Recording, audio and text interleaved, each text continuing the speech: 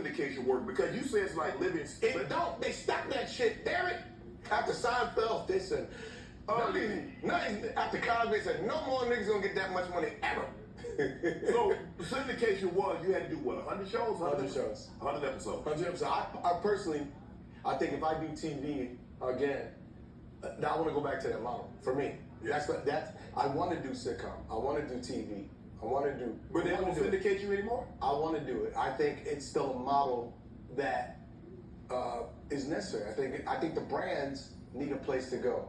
I think the networks have given up and they've allowed the streamers to kill their business. See, we live in a greedy business and they try to compete with each other. I just feel like sometimes, let Netflix be Netflix. Right. Everybody ain't got to create that. You go kill your business to go try and do their business and spend all this money chasing their business when let them have their business.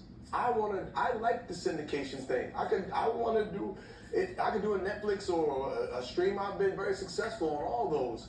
But I truly believe in the syndication thing. You do 100 episodes, maybe 200 episodes, and then you sell it market by market. And then you sell it to the streamers. There's a big business in it. I paid $3 million an episode. If I get $3 million back on the first run, then I'm recouping everything that I've made. And then the second run, if I'm getting $1 million an episode for those 200 episodes, that's $400 million. Right? You got to think about the business of the business. And now I just feel like our business is gobbling itself up, and we need to break out of it. And get back to not everything being under one roof. When did you realize that you could write? That you could really I could write, but I could write stuff that could become a movie. I could write things that can become a sitcom. When did you realize that you had that gift, that you could really, really do this, Marlon? I think when I wrote my first sketch. First sketch I ever wrote on my own was Shabba Ranks, Mr. Ugly Man. Okay. It was funny because I did it, Mr. Ugly Man, come on! And people get mad. Listen, man, y'all can't get mad at jokes. I'm like, if you're gonna be mad about a joke, you better get in line. There's gonna be a lot of angry niggas out there. I remember I had to run. I was on the set of Living Color, and I was dodging Shabba Ranks because he was on as a guest. You ever run into Shabba? Yeah, he was a guest on this show. Oh, man.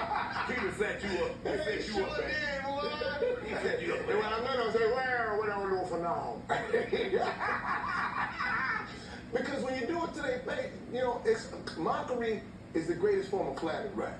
But doing my first sketch was like, okay, I can do this.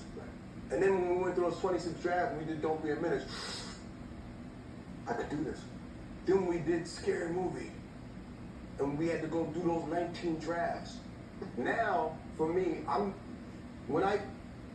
my specials now, my stand-up, I don't even write it down no more. Really? I'm like Jay-Z in the booth. I remember everything. I write it in front of the audience. Right. So I don't sit at home and go, this is what's funny. I go up with a concept and I go, all right, I'm going to work this out right here in front of the audience and see where it takes me. There's going to be some quiet moments, but I'm going to do that. And I started doing that when I did God Loves Me, which was all about the Will Smith, Chris Rock slap. Right. And I wrote the whole thing in my head in 3 months. And I didn't tour it for long. I toured it maybe 3-4 months, and then I filmed the special.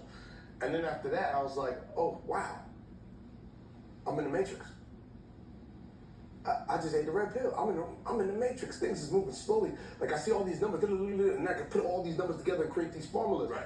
And now, good grief, same thing. I don't write it down. This new one that I'm working on, I'm on tour. Make sure you catch my tour, the Wild Child Tour, coming to a city near you this fall. You're gonna see. I'm not just up there telling jokes.